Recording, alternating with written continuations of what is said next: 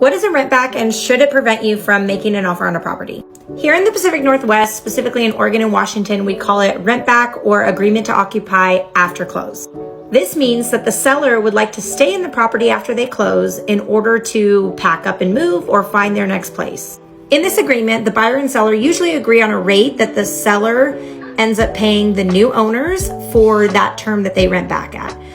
But also some buyers get the property because they offer free rent back or low cost rent back to the owners, so that way they accept their deal.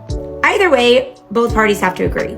There are terms in place to protect both parties, but basically once the deal closes, the new buyers won't have access to the property, or at least not unless they give 24 hours, and the sellers stay at the property as if they're still living there until possession, until the new buyers are able to take over.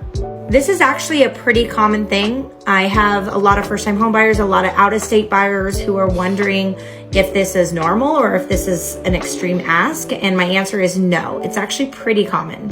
And now, especially with lower inventory, I think it's harder for people to find their next place, so you'll see it all the time.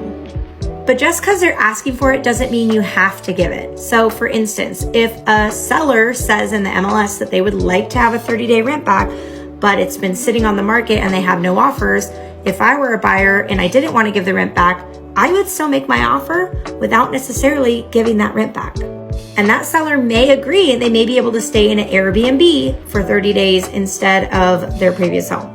So there are a lot of ways to negotiate this, but I wanted to just let you know that it's not uncommon to see the rent back situation here in the Pacific Northwest.